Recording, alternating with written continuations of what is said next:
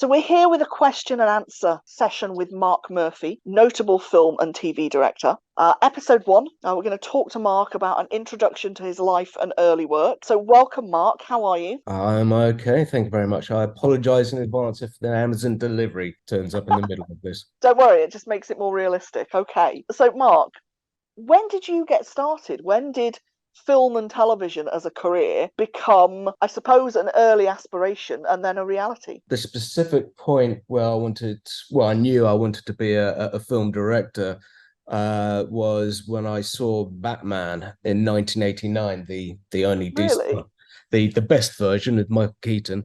I was in the cinema during the trailers. There was an advert for Carling Black Label where they had a riff on King Arthur throwing the sword into the lake, and the way it was shot was so beautiful. Even though it was just a pastiche advert, it was just the way it was shot and set up. The mood was it just engaged me to the point I was like, I want to do that. And then following that, when the film started, I was like, yeah, I really want to do that. The film was the first film I'd ever seen that really sort of sucked me in. I was about 12 at that point when I realized this is what I want to do. I thought it was a pipe dream. So I thought, well, it would be lovely to be that, but let's be realistic. So I thought I'm gonna follow in my dad's shoes, which is to be a pilot because I love traveling Right. as well. But then I realized the qualifications I'd need,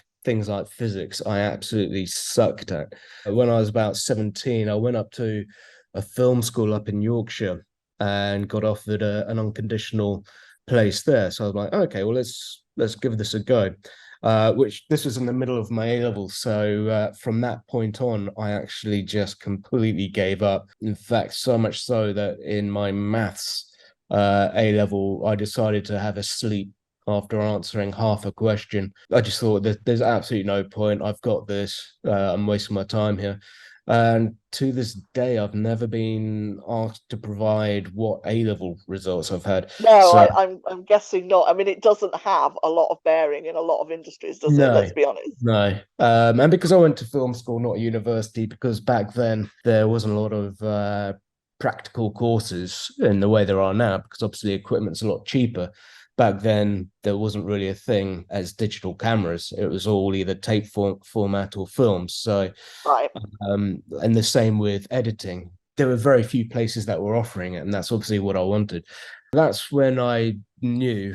And after graduating, I did work in film, but at the sort of bottom rung as runner. Didn't like that so much, or rather, I was impatient. So I thought I'm gonna make my own way there, and I shot a 30-minute film. And this being 1997, again, no high def digital cameras. It was I shot on Super 16mm. I was like, great, here we go. This is my calling card. I got it onto TV, onto ITV, and then nothing happened for about 8 years. We had no idea what I was doing. I had an agent who didn't really operate within, well, she operated within TV, but not for directors. And so Uh-huh. I just kind of floated around, having to take jobs here, there, and everywhere. Decided to sort of reinvent myself, learned how to edit, started working on as many low budget projects as I could to build up the CV, and then managed to get a gig when I was 28 directing a 6-part drama documentary series on Casanova, which is an excellent learning opportunity because I made so many mistakes, and it was Yeah. a great opportunity to actually see, okay, these are all the things you shouldn't be doing, which I sort Right. of did very well. But I started doing film when I was 35 in about 2012. That's when I managed to focus on one genre, as it were, or part of production. And that's what I've stayed in since film production. Okay. Yeah, you write as well, don't you? Because you write the script as Yeah. well as filming it. Is that correct? Yeah, I mean, unless you've got like a career in something like commercials or an established filmmaking career, it's actually very hard to make a name for yourself, and even harder to have someone put money into a script that they think, you know what, we'd like you to direct this. So quite often you have to make your own luck, create your Okay. own opportunity. So if you've got your own script, then at least you can try and raise money off that. Otherwise, sort of counting on the charity of other script writers to give you something you can tout. And the reality is, if people are going to let you have their script for basically nothing, it's usually because it's not an experienced writer who's written it. It's better to create your own opportunity. And after a while, it just became habit. You said you found your own niche. You found the thing, the bit of film that you love. Yes, the first two that I did, first one was a horror, second one was psychological thriller, and I realized I'm really not any good at horror. The last three films I did were comedies. That seems to be a happier fit. Usually unromantic comedies, but comedy anyway, and that seems to be where my strength lies. Do you think that most filmmakers go through that sort of evolution? You're trying a few different things and then you find the one that really, really suits you? No. And I mean, it's not that I did a horror because I thought that's where I might be good at. I did a horror because that's what I was able to do. Yeah. Horror is basically a cheaper genre to film. You Mm. don't need big names. You can do it in less locations. The budgets for horrors tend to be significantly lower than other genres. So that was the Okay. reason I went into horror. I think most people go into filmmaking knowing the genre sort of keen on because they connect to various films that inspire them, and that's what sort of leads them to go down that genre. That being said, films that inspire me aren't necessarily comedies, but so in my case, yeah, I think it is a bit of dabbling to see what works for me. But that being Mm. said, there are some scripts that I've written which are drama, and there's even one which still comedy, but it has a bit more action in it. So But surely that's part of an evolution as well, that you grow and your projects grow and change also. yes, but when you're playing with that much money, you shouldn't be exploring your potential with someone else's money to Sure. that degree. You should sort of have a little bit more foundation beforehand. I'm sort of impatient, so I was like, okay, here's an opportunity. I'm just going to grab it, whether or I'm right for it or not. Well, the first film I did was very low budget, so there was no expectation. But by the second one, Yeah. it was okay. This is money. We need to make money back on this. So that one was okay. It's actually got a small fan following, funnily enough. Do you feel a sense of responsibility to your financial backers? Uh, Basically, yeah. I mean, as Yeah. anyone should. It's for two reasons. They've put the money in, they've taken a leap of faith in you. So there Yeah. is a responsibility to give them money back. But from a selfish point of view, if you don't give them their money back, you're not going to be getting more money from them. And you'll get a name for someone who's, losing people money. I mean, it's hard enough to get investment in film at the best of times. It's anathema. It's poison to investors. So yeah, you don't want to be someone who loses people money. Otherwise, that's a career over. And that is the case. Is that the biggest pressure as a filmmaker? The funding and then the returning that investment? No, I mean the toughest thing in filmmaking is getting money. That's money is the Right. most important thing in film. In terms of making money back, if you've done a decent film, then that's all you can do. At the end of the day, after that, it's down to the sales agents and distributors to do their job. Of course, it's inevitable that if the film doesn't sell, there's gonna be finger pointing, and it is going to come down to the film rather than was the sales agent or distributor capable or not.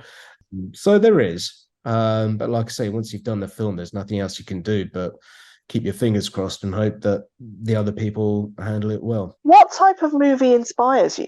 What do you turn to for inspiration?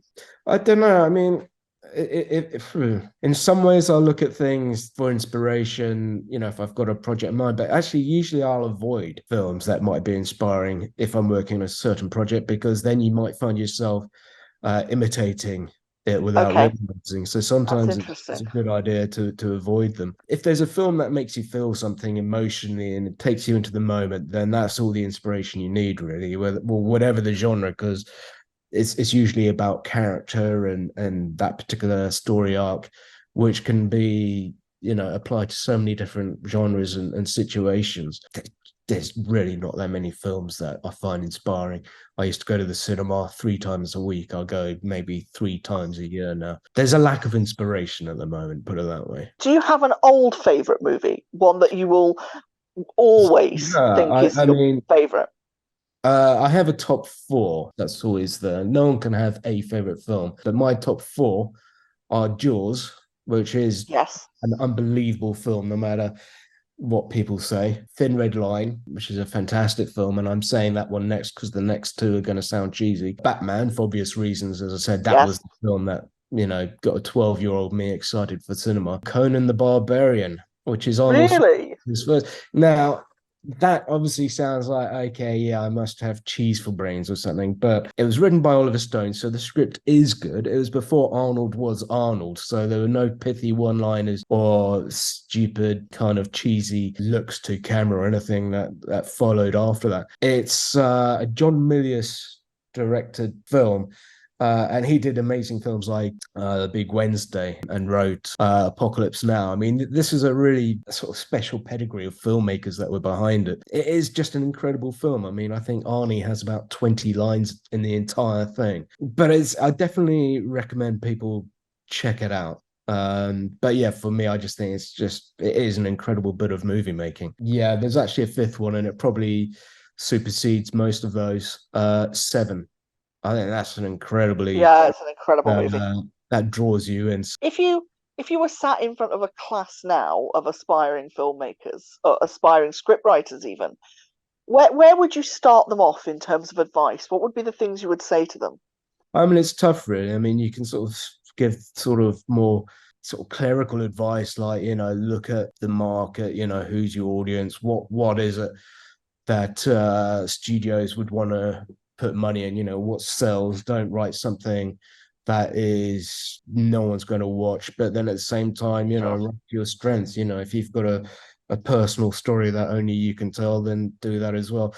I think for a bit of advice I'd give going forward is just the format of how you do it. I used to sit down and just write a script. You shouldn't. You should spend proper time going through a treatment, write out the skeleton of the film, write out the storyline, subplots, etc. for the characters, and just be able to see it and see if it makes sense, see what's missing, see how characters are interacting.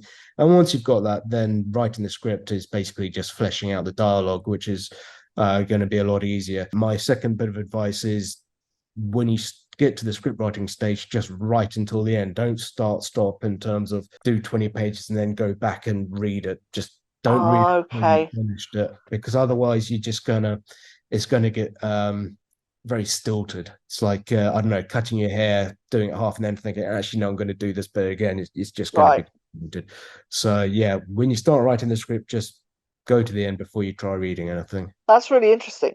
So all the drafts go through as one draft, and then you go back and edit as one, and you just Yeah, go from beginning to end. yeah, Oh, that's really yeah. interesting. And the other thing is don't put yourself under sort of pressure in terms of a target of how many pages you must write a day. That's not how it works. I mean, in a sense, for some films out there which are very formulaic, then I guess they probably would put a target down because the structure's pretty much already there. For a decent, something original, let the thing write itself at its own pace. Don't sort of feel bad if you don't write much in a day. Mark, I think we've taken enough of your time up for today. We're It's going because to I come back to thought this as another episode and another segment soon.